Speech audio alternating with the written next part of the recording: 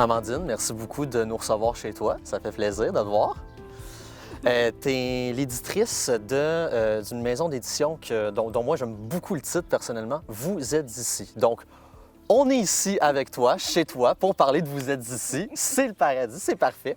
Je me demandais tout simplement, en partant, qu'est-ce qui t'a donné l'envie de partir une maison d'édition et tout particulièrement une maison d'édition de ce modèle-là tout particulièrement? J'ai été libraire pendant 12 ans OK. à Béthune. Et donc, alors tout au début, le métier de libraire me convenait beaucoup. J'aimais beaucoup passer des choses et faire découvrir des choses à mes clients. Et puis, au bout de quelques années, je me suis rendu compte que j'aimerais être plus actrice. OK. Et donc, au bout de 12 ans, la librairie a fermé. Enfin, c'était un choix parce que Ouais. voilà, on était un peu au bout de l'aventure. C'était un tiers-lieu. Et en parallèle de cette librairie, on avait fondé une association qui s'appelait l'association Kilikili, du nom de la librairie. Et dans cette association, il y avait un club de lecture, mais il y avait aussi des échanges, etc. Et dans ma librairie, je faisais à manger. Et Bon, on voit tout de suite où voilà. est-ce que ça s'en va. Je faisais à manger, mais je faisais à manger les recettes que les gens me ramenaient, notamment de l'association, OK. mais aussi des gens qui passaient à la librairie. Et donc on m'a ramené des recettes et moi je les testais effectivement, et puis je les servais, et puis enfin voilà. Et donc quand on a arrêté la librairie, voilà, l'idée de la maison d'édition commençait un petit peu à germer. J'ai retrouvé les membres de l'association Kilikili qu'on a gardé du coup.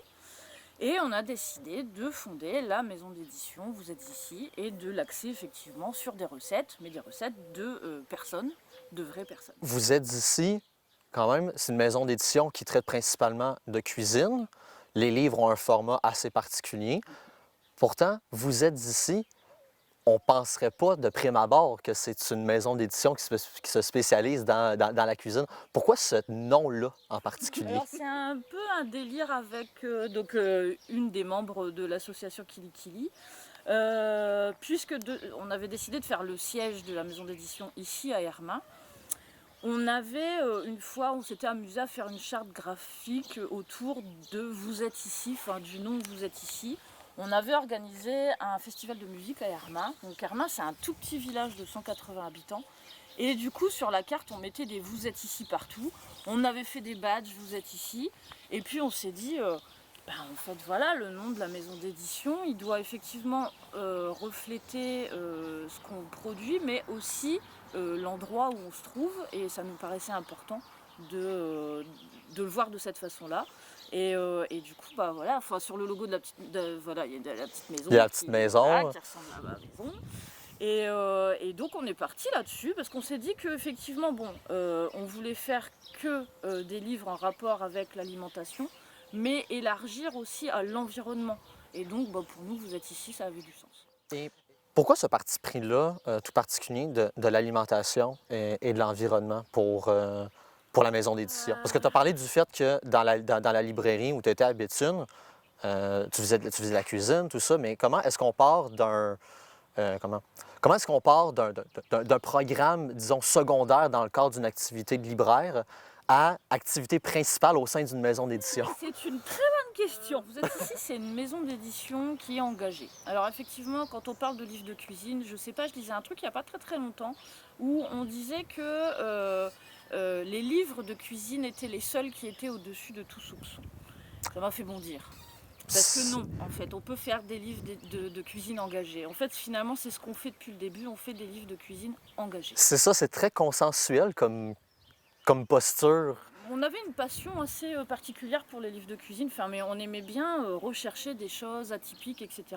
On s'est vite rendu compte finalement que dans le livre de cuisine, c'est très très codé et ça nous plaisait pas finalement. Donc le livre de cuisine traditionnel, et qui de toute façon a encore cours à l'heure actuelle, c'est la photo, la recette, et puis et nous ça nous allait pas finalement. On avait parmi nos bénévoles dans l'association beaucoup de gens qui savaient pas forcément cuisiner. Et qui me disait, voilà, les photos, ça fout tout le temps des complexes. Parce qu'au final, on voit le plat réalisé sur la photo. Alors les photos, elles sont magnifiques. C'est jamais le plat que tu vas manger de toute façon. Je confirme. Voilà. Je confirme. En général, il y a de la laque. Enfin, bref, il y a tout un art de la photo culinaire. Bon, voilà, ça nous correspondait pas. On est parti de ce constat-là, en fait, chez Vous êtes ici. On s'est dit, la photo, ça va pas. Enfin, voilà. Il y a un truc qui va pas, il y a un truc qui est pas démocratique, il y a un truc qui est pas en rapport avec le réel. Et nous, ce qu'on voulait faire, c'était des livres de cuisine qui soient accessibles à tout le monde et surtout aux gens qui cuisinent pas forcément, ou même les enfants, ou, enfin voilà. Ce que j'aime bien, c'est que tu réussis à insérer le rapport avec le réel en parlant de recettes et de cuisine. Moi, habituellement, j'ai l'habitude de parler de ça dans des cours très pointus de théorie littéraire, mais non, là, on parle de rapport au réel en cuisine. Et tu parlais de cette forme-là traditionnelle du livre de cuisine qui, dans le collectif, vous convenait pas. Alors là, pour le coup, le format, il répond, mais alors absolument pas au standard.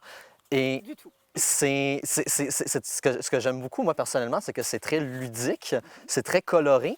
Mais à la base, pourquoi ce format-là en particulier? Pareil, en fait, il y a un rapport fond-forme quand on crée des livres. Et pour nous, le fond et la forme doivent se répondre. Si on veut faire des livres de cuisine qui sont démocratiques, accessibles, etc., on s'est dit, un truc tout bête, mais de base, quand vous faites à manger, vous avez le livre de cuisine qui est posé sur la table, et puis en général, qu'est-ce qu'il fait? Il se referme. Oui, Ben voilà. les pages tournent, et puis et du coup, ça ne nous convenait pas, parce que effectivement, la forme ne nous convenait pas dans notre démarche. Donc et donc, là- on a décidé, voilà, de faire une Et forme voilà. atypique. Et du coup, les fiches recettes, elles se posent sur la table et on peut cuisiner, peinard avec la fiche sur la table. Je reviens sur deux termes que tu as employés il y a quelques instants, le terme engagement et démocratique.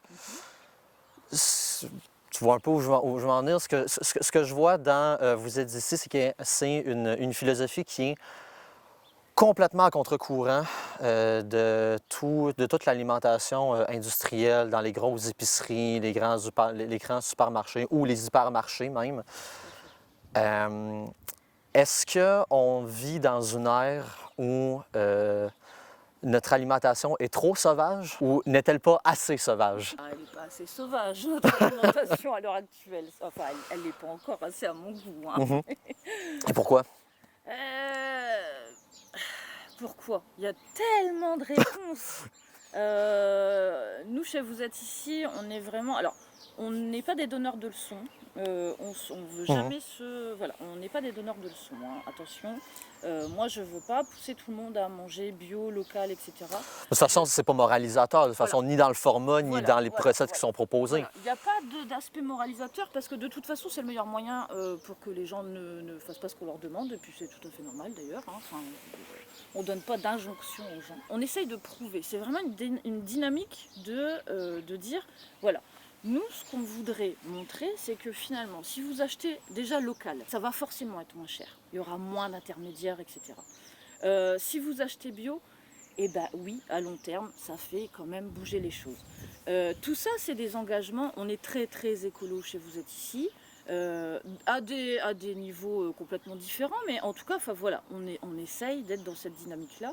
Et effectivement, c'est très important pour nous de conserver le lien avec la nature. Voilà, il y a un lien naturel. Les fricassés sont quand même imprimés sur papier recyclé. OK. Quand même. Non, mais on essaye vraiment d'être cohérent dans tout ce qu'on fait.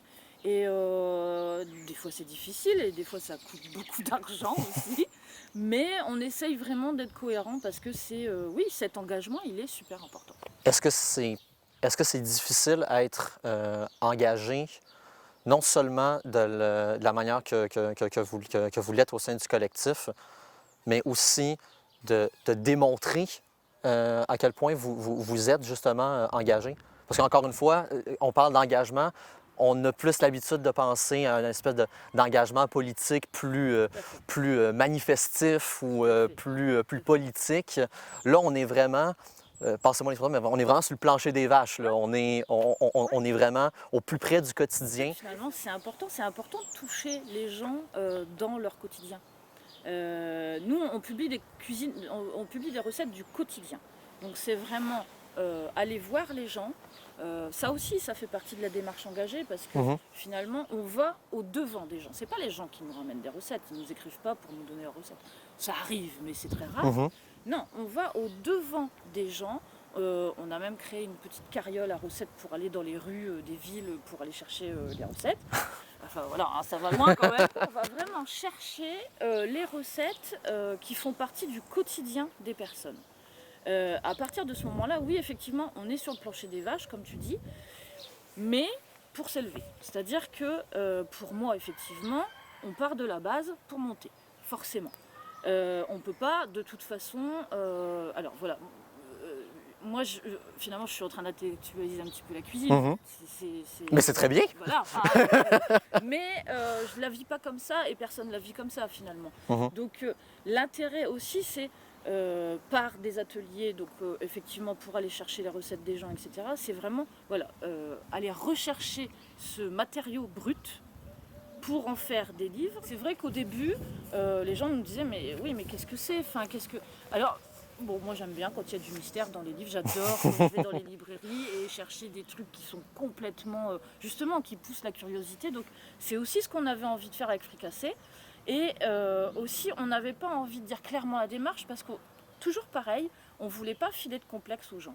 C'est pas moralisateur. Acheter un fricassé, c'est un acte engagé aussi, effectivement, mais c'est pas moralisateur. C'est pas parce que vous allez acheter un fricassé que vous allez être militant, bio, etc. Non, vous achetez un fricassé pour cuisiner au quotidien des recettes locales, etc.